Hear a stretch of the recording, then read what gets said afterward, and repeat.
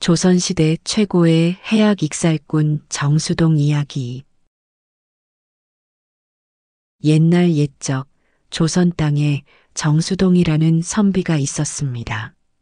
그는 술을 사랑하고 재치가 넘쳤으며 날카로운 말솜씨로 세상의 이치를 풀어내던 희대의 익살꾼이었습니다.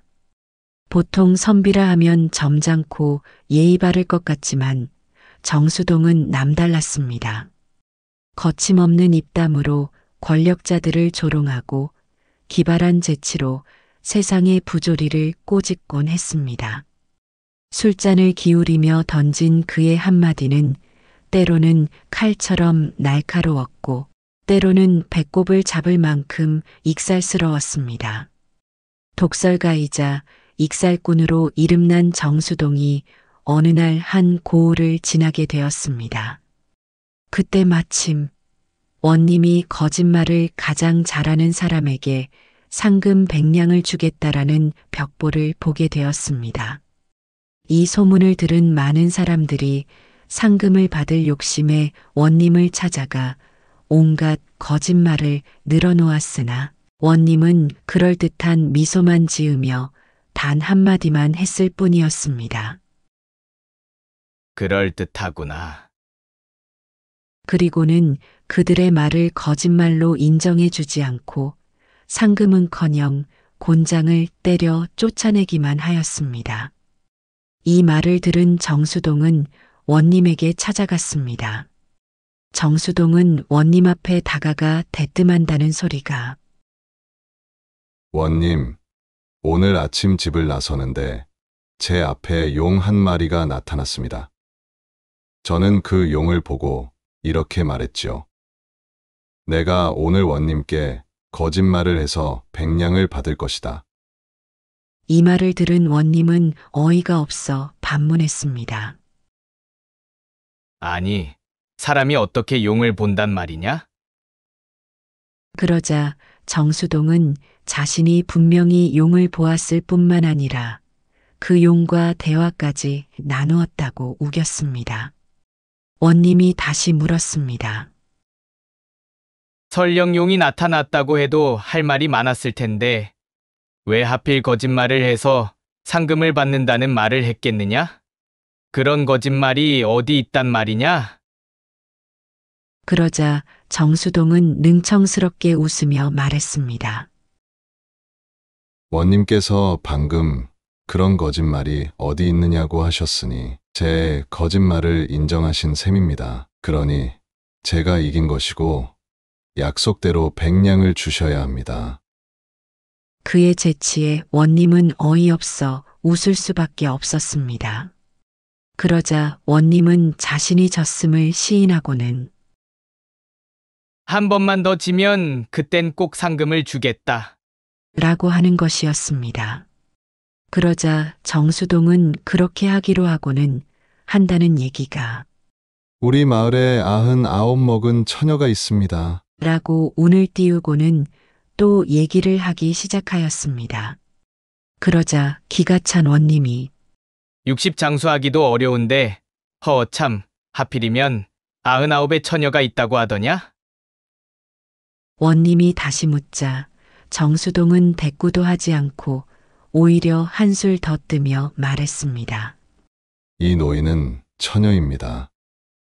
그런데 말입니다. 그 처녀가 갓난아이를 낳았죠. 원님은 기가 막혀 거짓말이라 반박하고 싶었지만 그렇게 하면 거짓말이란 사실을 인정하는 셈이 되어 이번에는 반드시 상금을 줘야 하는 상황이 되고 말았습니다. 결국 원님은 꾹 참고 물었습니다. 그래서 어떻게 되었느냐? 그러자 정수동이 말했습니다. 제가 오늘 그 노파의 집 앞을 지나가는데 그 할머니의 갓난아이가 저를 붙잡고 이렇게 말하는 것이었습니다. 이 고을 원님이 우리 어머니를 강제로 범하여 내가 태어났는데 집안 형편이 어려우니 이 증표를 원님께 보여드리면 필시 돈 1000냥을 주실 것이다.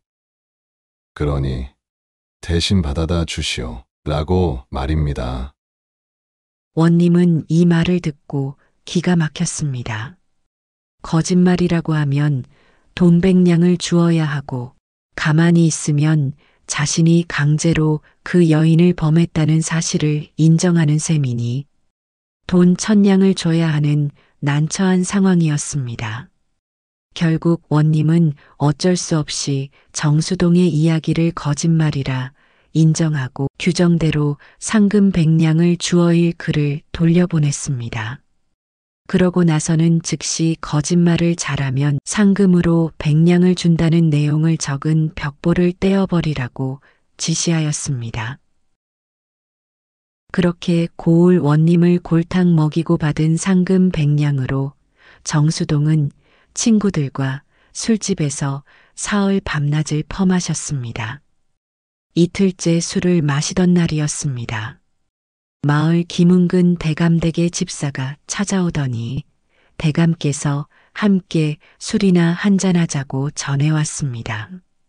술이라면 마다할 리 없는 정수동은 곧장 대감댁으로 향했고 대감과 함께 실컷 술을 마신 뒤 그 집에서 하룻밤을 묵게 되었습니다.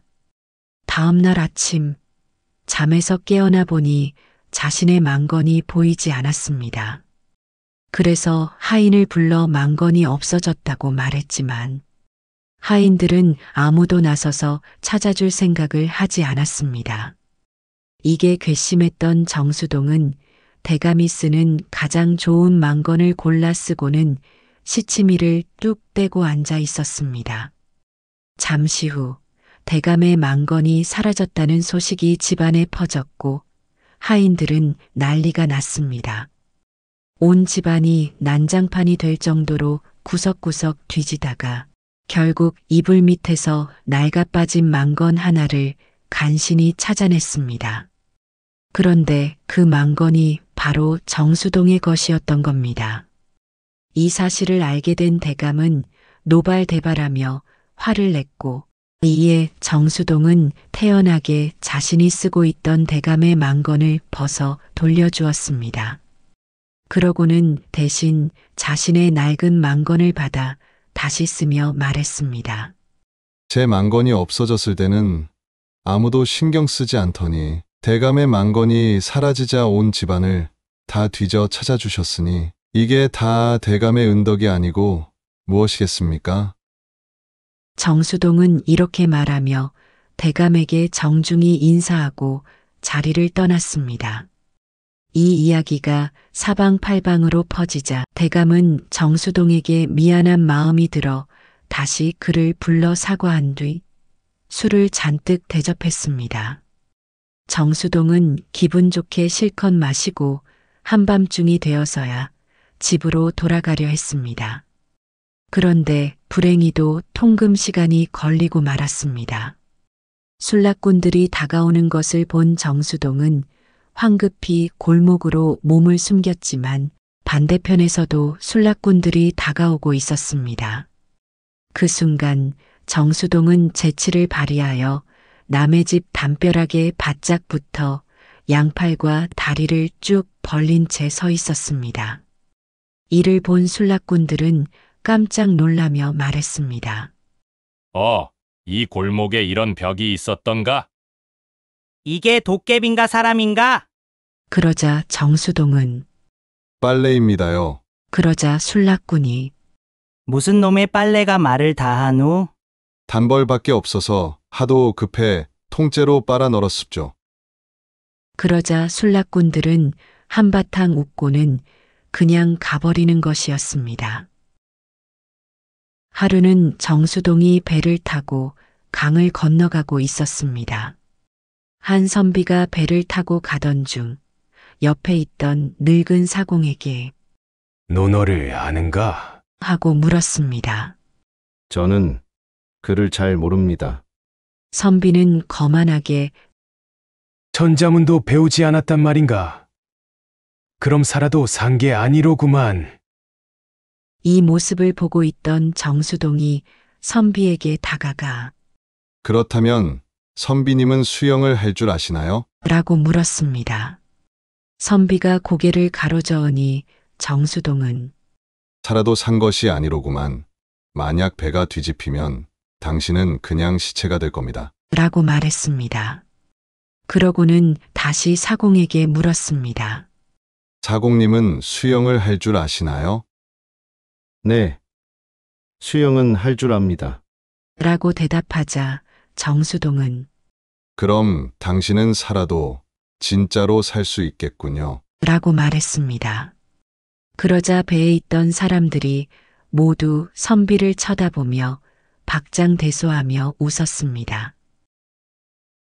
어느 날 정수동은 친구의 집에 초대받아 술자리에 참석하게 되었습니다. 그런데 술잔이 너무 작자 그는 갑자기 울음을 터뜨렸습니다. 친구가 왜 우는지 물으니 정수동은 이렇게 말했습니다. 예전에 형님이 작은 술잔으로 술을 마시다가 술잔이 너무 작아서 목에 걸려 돌아가셨거든요. 이 작은 술잔을 보니 형님이 생각나서 울고 있는 겁니다. 친구는 정수동이 말술을 즐긴다는 걸 알게 되자 큰 사발을 가져와서 술을 대접했다는 이야기입니다. 그 후 정수동은 구두쇠로 유명한 친구 집을 방문하게 되었습니다. 술과 고기 안주로 오랜만에 배불리 먹겠구나 생각하고 친구 집을 방문하였지만 술상에는 고기 안주는커녕 나물떼기 하나 없는 술병만 덩그러니 놓여 있었습니다. 몇 잔째 술만 퍼 마시다 보니 속이 쓰리기 시작하였습니다. 참다 못한 정수동은 꾀를 하나 생각해냈습니다. 정수동은 마당에서 닭이 뛰놀고 있는 걸 보더니 안주가 없다면 내가 타고 온 말을 잡아서 안주로 만들어 줄게. 라고 말하며 친구를 놀렸습니다. 그럼 자네는 뭘 타고 갈 텐가? 그거야.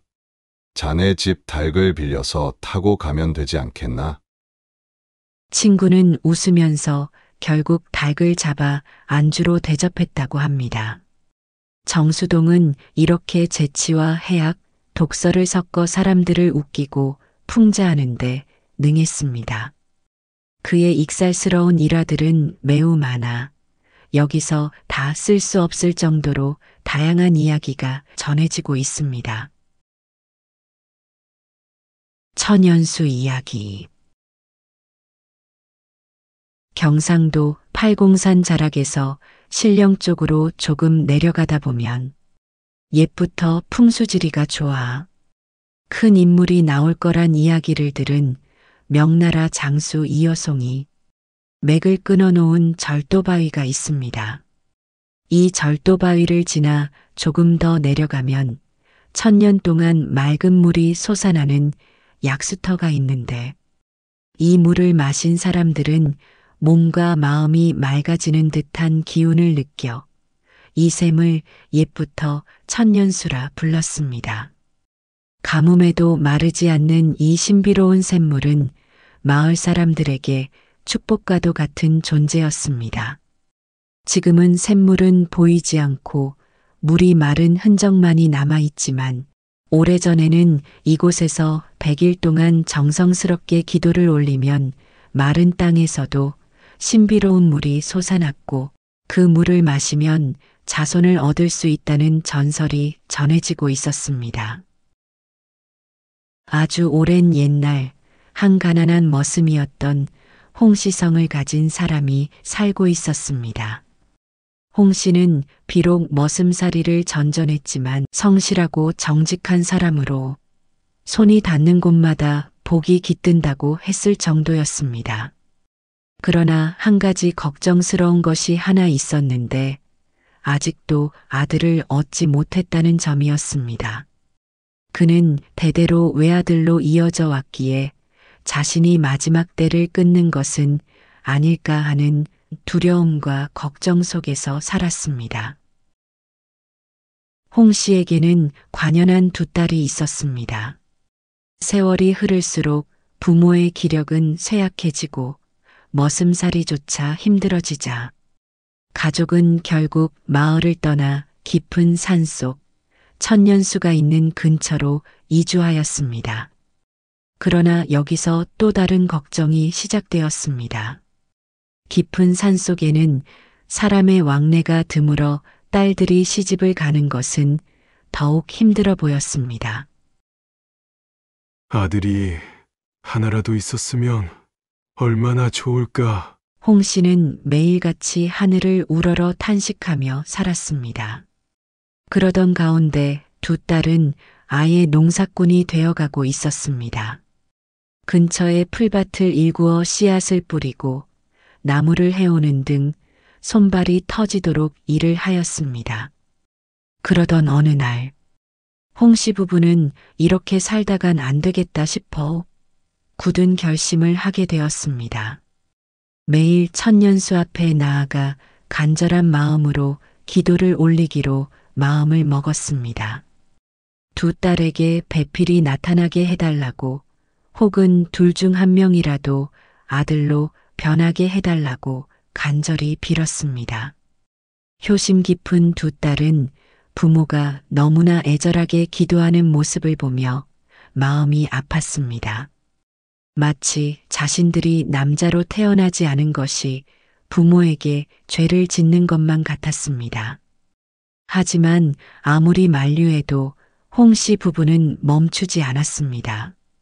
그리고 마침내 100일째 되는 날이 되었습니다. 그날 새벽 홍 씨 부부는 예전처럼 천년수로 향했지만 밤이 깊어도 돌아오지 않았습니다. 불길한 예감에 두 딸은 이른 새벽 부모님이 기도드리던 자리로 달려갔습니다. 그러나 그곳에는 사람의 그림자는 보이지 않았습니다. 오직 차가운 가을 바람만이 풀숲을 스치고 있을 뿐이었습니다. 두 딸은 미친 듯이 주위를 헤매었지만 부모님을 찾을 수 없었습니다. 그런데 그 순간 기도하던 바위 밑에서 학 두 마리가 우아한 자태로 앉아 있었습니다. 이상한 예감을 느낀 두 딸은 조심스레 학에게 다가갔습니다. 그 학들은 긴 목을 휘저으며 마치 신선처럼 고고한 자태를 뽐내더니 얼마 지나지 않아 하늘로 헐헐 날아가 버렸습니다. 그제야 두 딸은 깨달았습니다. 부모님이 마침내 하늘에 감응하여 학이 된 것임을. 슬픔을 참지 못한 두 딸은 그 자리에서 목 놓아 울었습니다. 그리고 돌아서려던 순간 믿을 수 없는 광경이 펼쳐졌습니다. 방금 전까지 아무것도 없던 땅에서 맑은 샘물이 솟아나기 시작한 것입니다. 두 딸은 본능적으로 물을 마셨고 그 물은 마치 신비로운 기운을 지닌 듯 온몸을 맑고 상쾌하게 만들어 주었습니다. 세월이 흘러 슬픔을 간직한 채 살아가던 두 딸에게 기이한 일이 벌어졌습니다. 아무도 만나지 않았는데도 두 딸 모두 태기가 있었던 것입니다. 남자라고는 얼굴도 본 일이 없는데 이 무슨 해괴한 일인가 싶어 두 딸은 금시 죽고 싶은 심정이었으나 모진 게 목숨이라 그럴 수는 없었습니다. 그렇게 날이 갈수록 무심하게 배만 불러왔습니다. 그러나 서로가 눈치를 보며 말을 하려 하지 않았습니다. 처녀의 몸으로 수태를 하였으니 아무리 언니요, 동생이지만 부끄러워 말을 할 수가 없었습니다. 그렇다고 언제까지나 속일 수는 없는 일이었습니다. 두 딸의 배가 만삭이 가까워 오면서 이제는 말을 해야겠다 싶어 동생이 먼저 말을 열었습니다. 언니 저 사실은. 동생은 몇 번인가 말문을 열지 못하다가 자초지종을 또박또박 이야기했습니다.